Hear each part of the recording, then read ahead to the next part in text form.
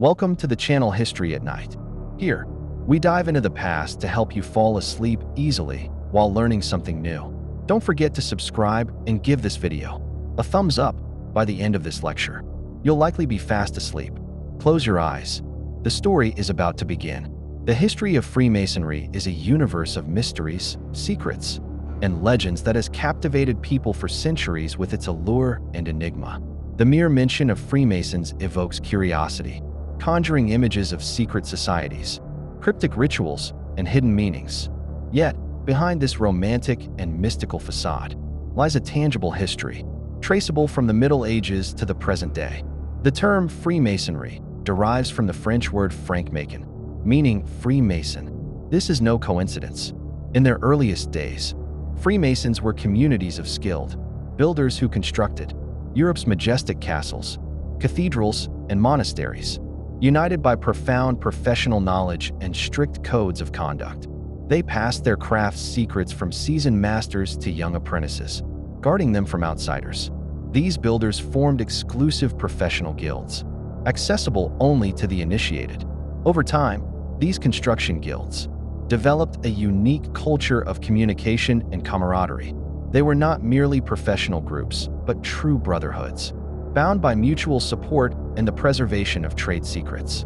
Within these guilds, a strict hierarchy emerged, ensuring the efficient transmission of knowledge and maintaining high standards of craftsmanship. My edition, Freemasonry's origins are deeply rooted in the medieval guild system, a time when craftsmanship was revered as both an art and a science. These early Masons were not just laborers, but architects and engineers, whose work on Gothic cathedrals like Notre Dame or Chartres required advanced knowledge of geometry, physics, and aesthetics. Their guilds were more than workplaces. They were schools of thought, fostering values of discipline, loyalty, and excellence. This foundation of secrecy and skill laid the groundwork for Freemasonry's later transformation into a philosophical movement, as the tools of the trade became symbols of moral and intellectual growth. By the late Middle Ages, as the need for such specialized guilds waned, Freemasonry began to evolve, welcoming thinkers and intellectuals who saw in its structure a framework for exploring deeper questions about humanity and society. As the Middle Ages gave way to the Renaissance, the role of construction guilds began to shift. The demand for secretive building societies diminished, and the craft of masonry lost some of its guarded mysteries. During this period, guilds started admitting individuals far removed from construction, but drawn to the philosophical and spiritual ideals embedded in the Masons' traditions.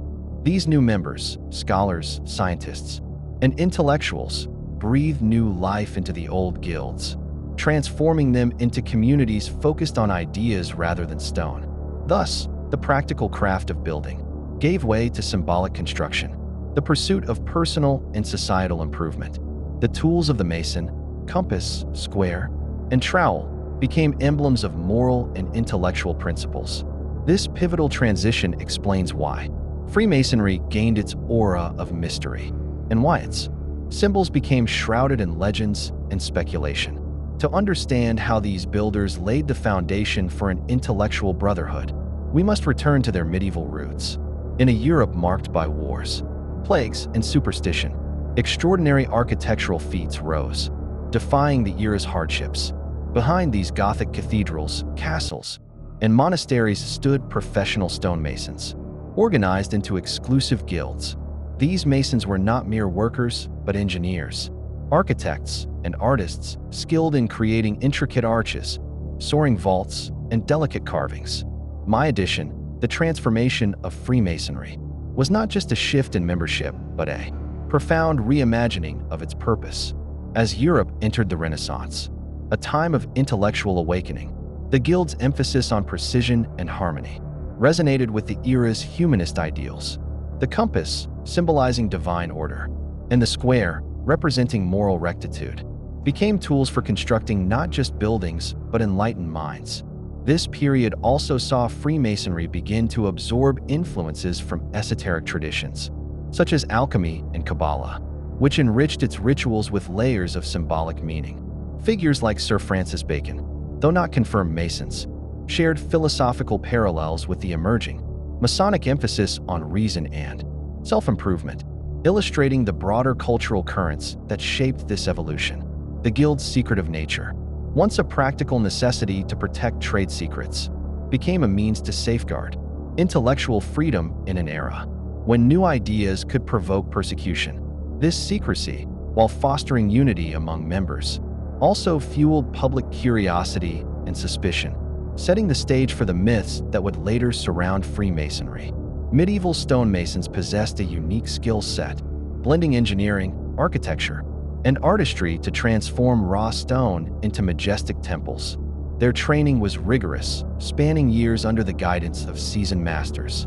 Apprentices learned not only practical techniques, but also mathematics, geometry, and architectural principles. This knowledge was closely guarded, passed down through a complex system of symbols and rituals. The Guild's hierarchy was strict. Apprentices progressed to journeymen, and only after proving their mastery could they become masters, capable of leading projects. This structure ensured the preservation of secrets, geometric proportions, mortar recipes, and stone-cutting techniques that enabled buildings to endure centuries. These secrets were protected by oaths, symbols, and rituals, which reflected not only professional skills, but also the Masons' worldview and moral values. Among the most significant symbols were the compass, square, and trowel. The compass, used for precise measurements, symbolized divine perfection and order, embodying the medieval ideal of aligning human work with God's design. The square, ensuring right angles, represented honesty and integrity, a metaphor for a virtuous life. The trowel, binding stones with mortar, symbolized unity and brotherhood, reflecting the Guild's solidarity. My addition, these symbols were more than tools. They were a language of values, bridging the practical and the philosophical. The compass, for instance, was not just a drafting tool, but a reminder of the Masons' duty to seek balance and truth. Much like the philosophical quest for wisdom, the square's right angle was a call to align one's actions with justice, a principle that resonated deeply in a world rife with corruption. The trowel, less celebrated but equally profound, embodied the idea that community is built through mutual support, a concept that would later define Masonic charity. These rituals and symbols also served as a form of identity, distinguishing Guild members from outsiders and fostering a sense of belonging. As Freemasonry evolved, these emblems became central to its ceremonies, transforming from practical instruments into allegories for personal growth. The secrecy surrounding them, while necessary for protecting trade knowledge, also gave rise to fascination and speculation. As outsiders imagined hidden meanings behind the Masons' closed doors, this mystique would only grow as Freemasonry transitioned into a philosophical brotherhood, attracting minds eager to explore its symbolic depths. The shift from practical craft to philosophical brotherhood began in the late 15th century and accelerated in the 17th century. As Europe entered an era of scientific progress and declining church authority, Masonic lodges, once exclusive to builders, opened their doors to intellectuals, philosophers, scientists, alchemists, and aristocrats drawn to the Guild's moral and spiritual framework. In Scotland, lodges in Edinburgh and beyond began admitting non-Masons, using building tools as allegories for philosophical inquiry. Figures like Robert Moray, a Scottish alchemist, and James Gregory, a mathematician, joined these lodges, bringing new ideas. Meetings became forums for discussing ancient texts, morality, and self-improvement, free from religious or political constraints. Rituals, rooted in Guild traditions, grew more elaborate, conducted in candlelit rooms adorned with symbols. Initiation ceremonies tested candidates' commitment to Masonic ideals, fostering a culture of trust and intellectual freedom. In France, lodges attracted nobility, blending intellectual pursuits with mystical explorations of chivalric and alchemical traditions. By 1717, a pivotal moment occurred in London, for lodges united to form the Grand Lodge of London and Westminster, marking the birth of modern, organized Freemasonry. My addition, this era of transformation was a crucible for Freemasonry's modern identity. The 17th century's intellectual ferment, driven by the scientific revolution and Enlightenment ideals, found a natural home in Masonic lodges. These spaces offered a rare sanctuary where ideas could be debated without fear of censorship, a necessity in an age when dissent could lead to exile or worse. The inclusion of non-builders reflected a broader societal shift toward valuing knowledge over craft, as the Renaissance's emphasis on humanism merged with the guild's structured brotherhood. The Grand Lodge's formation was a masterstroke of organization, standardizing rituals and creating a unified framework that allowed Freemasonry to spread globally.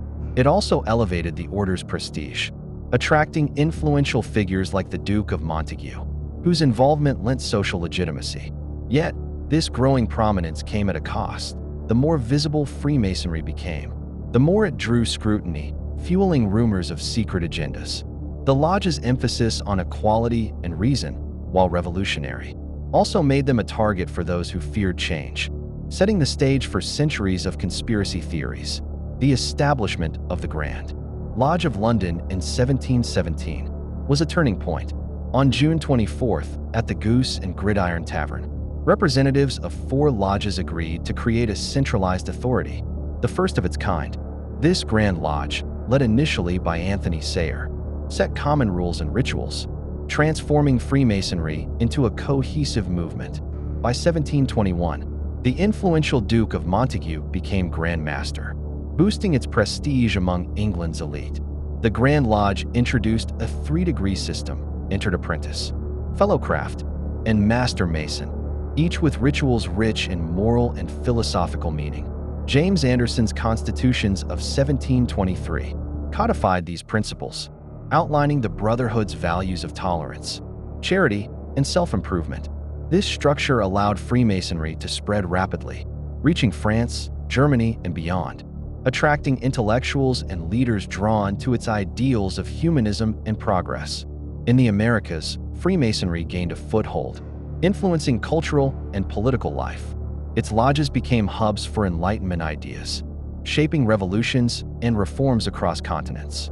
My addition, the Grand Lodge's creation was not just an administrative milestone, but a cultural revolution. By formalizing Freemasonry, it provided a blueprint for a global network of lodges, each autonomous yet united by shared principles. Anderson's constitutions were groundbreaking, emphasizing universal values that transcended national and religious divides, a radical stance in an era of rigid hierarchies. This universality made Freemasonry a magnet for progressive thinkers, from Voltaire in France to Benjamin Franklin in America, who saw in it a vehicle for societal change. The order's expansion was meteoric, fueled by its adaptability and appeal to diverse groups. In colonial America, lodges became incubators for revolutionary ideals, with figures like George Washington and Paul Revere using Masonic networks to rally support. However, this visibility also amplified suspicions, as critics viewed the order's secrecy and influence with distrust. The Grand Lodge's legacy, then, is twofold. It gave Freemasonry structure and reach, but also made it a lightning rod for myths about global control, a narrative that persists in modern conspiracy theories. Central to Freemasonry is the initiation ritual, a carefully structured process comprising 3 stages: entered apprentice, fellowcraft, and master mason. These degrees are never conferred simultaneously. Candidates progress gradually, with time between each to reflect and grow. The apprentice initiation takes place in a prepared lodge room, blindfolded and partially bared. The candidate symbolizes spiritual blindness and openness. Lodge members question his intentions, probing his commitment to Masonic ethics, secrecy, and self-improvement. After swearing an oath, often on a sacred text, the blindfold is removed, revealing the lodge and his new brothers, a moment symbolizing enlightenment. The fellowcraft degree is more complex, focusing on intellectual growth. Candidates undertake a symbolic journey through the lodge, facing challenges and questions that test their understanding of Masonic symbols and moral duties. Only those who demonstrate diligence advance. The Master Mason degree, the highest, is a dramatic ritual centered on the legend of Hiram Abiff, the mythical builder of Solomon's temple, killed for refusing to divulge secrets. Candidates reenact this story, experiencing a symbolic death and resurrection, signifying spiritual rebirth and the triumph of duty over mortality. My addition, these rituals are the heart of Freemasonry, blending theater, philosophy, and morality. The blindfold in the apprentice ceremony represents not just ignorance, but vulnerability, inviting trust in the Brotherhood. The fellow craft's journey mirrors life's intellectual and ethical challenges, encouraging Masons to seek wisdom through reason. The Master Mason ritual, with its vivid allegory of Hiram Abiff, is particularly profound, teaching resilience and integrity in the face of adversity. This story, while not historically verified, draws on biblical and apocryphal sources, resonating with universal themes of sacrifice and renewal. The ritual's secrecy, while practical for fostering unity, also sparked external fascination and suspicion. Outsiders, unable to witness these ceremonies, imagined sinister motives, fueling myths of occult practices. Yet, for Masons, these rites are a transformative journey, using symbols to instill values of honor, community, and personal growth, which remain relevant even in modern lodges. Masonic symbols, often misunderstood, are rich with meaning, rooted in the craft's history and philosophy. The all-seeing eye, or Eye of Providence, is among the most recognized. Depicted as an eye within a triangle, radiating light, it traces back to ancient traditions like Egypt's Eye of Horus, symbolizing protection and wisdom. In Christianity, it represented God's watchful presence. For Masons, it signifies moral accountability, reminding members that their actions are observed by a higher power, urging integrity. The checkered floor, alternating black and white tiles, symbolizes life's dualities, light and dark, good and evil. It reflects the Mason's journey of navigating moral choices. The twin pillars, Boaz and Jachin, inspired by Solomon's temple, represent strength and wisdom. Boaz, on the left, signifies physical resilience. Jachin, on the right, embodies intellectual and spiritual growth. Together, they advocate a balanced life of mind and body. The pyramid, often paired with the all-seeing eye, symbolizes spiritual ascent. Its broad base represents earthly concerns, while its narrowing sides depict the journey toward enlightenment, with the eye at the apex signifying wisdom and moral clarity. My addition, these symbols are not mere decorations, but a visual philosophy, guiding Masons towards self-improvement. The all-seeing eye, popularized on the US dollar, underscores Freemasonry's influence on American iconography, though its Masonic connection is often exaggerated. The checkered floor, seen in lodge rooms worldwide, serves as a constant reminder of life's moral complexities, urging Masons to choose wisely. The pillars Boaz and Jachin, rooted in biblical tradition, also reflect Freemasonry's ability to blend religious imagery with universal ethics, appealing to members across faiths. The pyramid symbolism, while tied to spiritual growth, has been misconstrued as evidence of Masonic occultism, especially in popular culture. In reality, it encapsulates the Enlightenment ideal of progress through knowledge. These symbols, while ancient, remain dynamic, inspiring modern Masons to apply their principles in contemporary contexts, from personal ethics to charitable work. While their mystique continues to captivate the public imagination, Freemasonry's secrecy has bred myths, from accusations of occultism to claims of global control. These misconceptions arose from its closed rituals and exclusive nature. In the 18th century, the Catholic Church, viewing Freemasonry as a rival, condemned it. Pope Clement Xi's 1738 edict branded Masonic gatherings heretical, alleging anti-Christian practices. This fueled rumors of dark rituals, despite Freemasonry's moral focus. In the 19th century, French writer Leo Taxil amplified these myths, claiming Masons worshipped Lucifer and plotted against society. His sensational books captivated readers, but in 1897, Taxil admitted it was a hoax to mock religious fears. Yet, the damage lingered, with his tales embedding the idea of Masonic Satanism in public consciousness. The forged protocols of the Elders of Zion in the 20th century further tied Masons to fictitious global conspiracies used by regimes like Nazi Germany to justify persecution. My addition, the persistence of these myths reflects human tendencies to fear the unknown. Freemasonry's secrecy, intended to foster trust among members, was misinterpreted as evidence of sinister motives. The Church's opposition stemmed from Freemasonry's embrace of religious tolerance and intellectual freedom, which challenged ecclesiastical authority. Taxil's hoax, while exposed, exploited a public already primed by centuries of suspicion, showing how misinformation can outlive its creator. The protocols and similar fabrications linked Freemasonry to anti-Semitic narratives, despite the order's inclusive ethos. In reality, Masonic lodges were diverse, welcoming members of various faiths and backgrounds, united by shared values. Totalitarian regimes targeted Masons, not for supernatural reasons, but because their ideals of liberty and equality threatened authoritarian control. Today, while conspiracy theories persist in fringe circles, modern Freemasonry's openness, publishing, member lists, and hosting public events counters these myths, though the allure of secrecy ensures they never fully fade. Freemasonry's ideals of liberty, equality, and fraternity aligned with Enlightenment values, making its members influential in political upheavals. During the American Revolution, Masons like George Washington and Benjamin Franklin played pivotal roles. Washington, a dedicated Mason, performed a Masonic ritual at the Capitol's cornerstone laying. In 1793, Franklin leveraged Masonic networks in France to secure vital support for the revolution, using lodges as diplomatic hubs. The French Revolution also saw Masonic involvement. Figures like the Marquis de Lafayette, a Mason and revolutionary hero, championed constitutional reforms. Lodges provided safe spaces for discussing radical ideas, shaping the revolution's slogan, liberty, equality, fraternity. In Latin America, Simón Bolívar, initiated in a London lodge, used Masonic connections to unite revolutionaries, aiding independence movements in Venezuela, Colombia, and beyond. My addition, Freemasonry's political impact was not about secret cabals, but about creating networks for progressive ideas.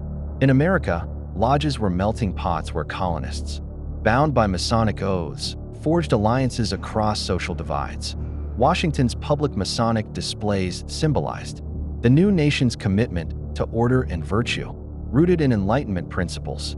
Franklin's French connections highlight Freemasonry's role as a global intellectual bridge, facilitating alliances that shaped history. In France, lodges were incubators for revolutionary thought.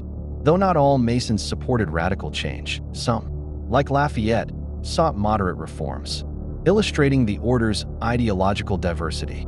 Bolívar's Masonic ties exemplify how lodges served as revolutionary headquarters, uniting disparate groups under shared ideals. However, Freemasonry's influence was often overstated by critics, who saw its secrecy as evidence of manipulation. In truth, Masons were individuals acting on personal convictions, amplified by the order's structure, not a monolithic force directing global events. In Russia, Freemasonry took a unique path, tied to the enlightened elite rather than revolution. Introduced in the 18th century under Peter the Great, it flourished under Catherine II. High-ranking Masons like Prince Alexander Golitsyn influenced cultural life, spreading Enlightenment ideas. Lodges like the Three Stars in St. Petersburg attracted intellectuals like Nikolai Novikov, who published journals promoting morality and education. Catherine tolerated Masonry initially, seeing it as a tool for progress, but grew wary of its influence.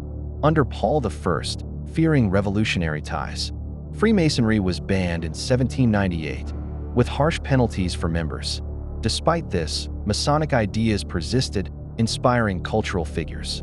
Under Alexander I, Masonry briefly revived, influencing writers like Nikolai Karamzin, whose historical works echoed Masonic themes of humanism and moral duty.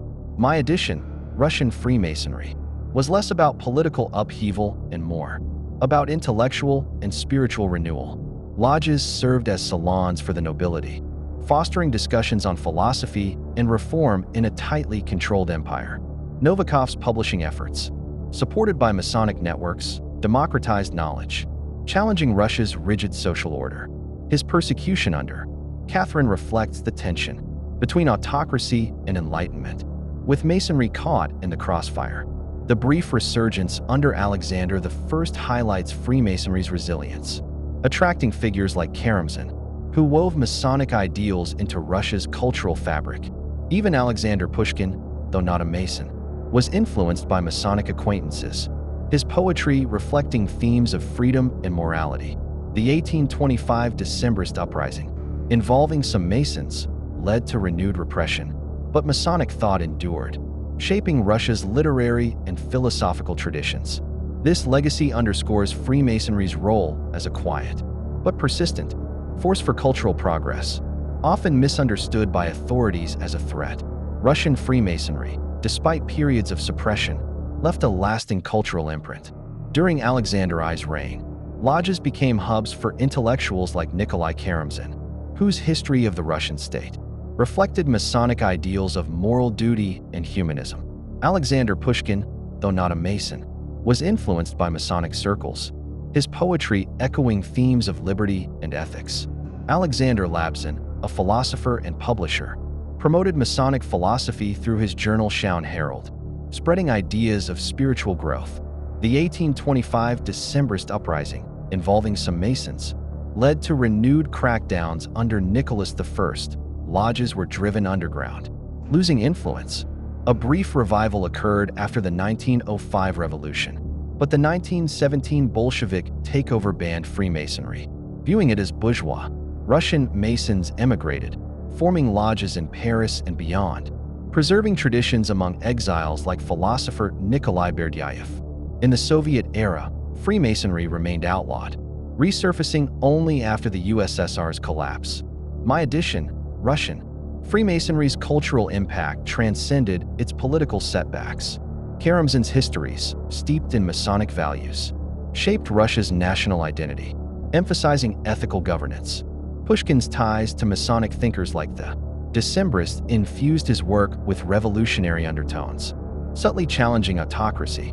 Labzin's Shaun Herald was a beacon of enlightenment, bridging Western philosophy with Russian spirituality, a testament to Masonry's role as a cultural conduit. The Decembrist link, though overstated, cemented Freemasonry's reputation as a seedbed of dissent, prompting Nicholas I's harsh response. In exile, Russian lodges maintained a vibrant intellectual life, with figures like Berdyaev exploring Masonry's spiritual dimensions. Post-Soviet revival has been modest, with modern Russian lodges focusing on charity and philosophy rather than politics. This resilience highlights Freemasonry's ability to adapt, preserving its core ideals of brotherhood and enlightenment, despite centuries of adversity, and underscores its subtle but enduring influence on Russian thought. Today, Freemasonry is not a relic but a living organization. With around 6 million members worldwide, the United States hosts the largest number, over 2 million, where lodges engage in public activities like charity events and open houses. In the UK, with about 200,000 Masons, lodges publish member lists and support community initiatives. In Western Europe, France and Germany have 150,000 and 100,000 Masons, respectively, with growing interest among younger generations. Eastern Europe's lodges, suppressed under communism, are slowly reviving. Modern Freemasonry focuses on moral and intellectual discussion, preserving traditional rituals but emphasizing charity. American and British lodges donate millions annually to hospitals, education, and disaster relief. Masonic hospitals in the U.S. are renowned for quality care, especially for children. Education and cultural preservation are also priorities, with lodges funding scholarships and restoring historic sites. My edition, contemporary Freemasonry balances tradition with transparency, countering its secretive image. In the U.S., lodges like the Shriners are synonymous with philanthropy, their hospitals providing free care to thousands. In the UK, the United Grand Lodge of England's open-door policies, including public tours of Freemasons Hall, demystify the order.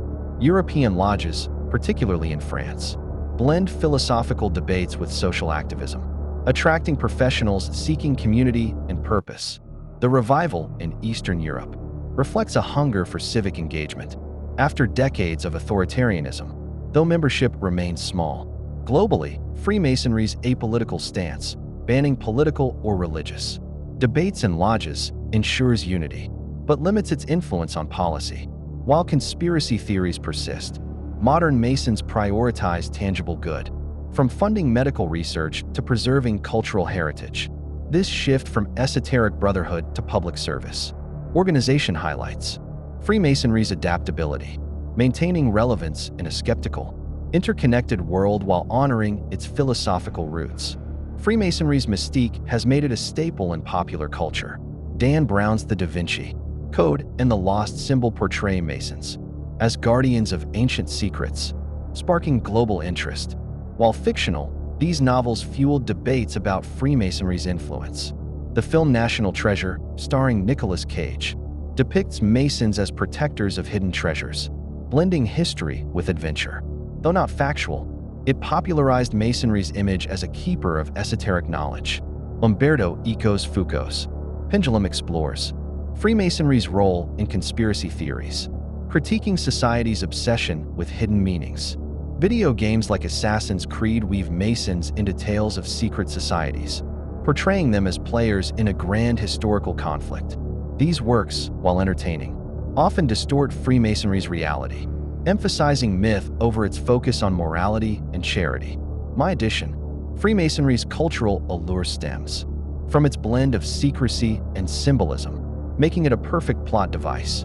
Brown's novels, though criticized by historians, revived public curiosity, prompting some to join lodges to uncover the truth. National Treasure romanticizes Masonry's American roots, tying it to the Founding Fathers, but overlooks its broader global impact. Eco's work, more intellectual, uses Freemasonry to probe humanity's need for narrative, reflecting how myths arise from ambiguity. In gaming, Assassin's Creed merges Masonic imagery with fictional orders like the Templars, appealing to younger audiences but blurring historical lines. This cultural fascination, while boosting Freemasonry's visibility, often overshadows its mundane reality, meetings, rituals, and charity. Yet, it also drives interest, encouraging research that separates fact from fiction. Freemasonry's ability to inspire such diverse narratives underscores its enduring enigma, a testament to its rich history and symbolic depth in shaping modern storytelling. Freemasonry has long been accused of orchestrating global conspiracies, from revolutions to a supposed world government. After the French Revolution, theorists like Augustin Barruel claimed Masons engineered the upheaval to dismantle tradition. Leo Taxil's 19th century hoax, alleging satanic worship, further vilified Masons. The fabricated protocols of the Elders of Zion linked them to a fictitious Jewish Masonic plot, fueling 20th century persecutions. These myths ignore Freemasonry's decentralized structure. Lodges operate independently, with no global leader.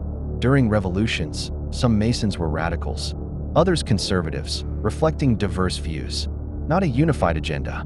Conspiracies thrive on the human need to simplify complex events, casting Masons as shadowy puppeteers due to their secrecy and influential members. My addition, the conspiracy narrative around Freemasonry is a product of fear and misunderstanding. Barruel's claims, born in post-revolutionary chaos, exploited Masonry's secrecy to explain societal upheaval, ignoring broader economic and political causes. Taxil's hoax, though debunked, tapped into religious anxieties, showing how fiction can outlast truth. The Protocols, a Tsarist forgery, weaponized anti-Semitism and anti-Masonic sentiment, its legacy persisting in modern conspiracy circles despite repeated debunkings. Freemasonry's autonomy, lodges answering to regional grand lodges, not a central authority, undermines the idea of a global cabal. Historical Masons like Washington or Bolivar acted from personal conviction, not lodge directives.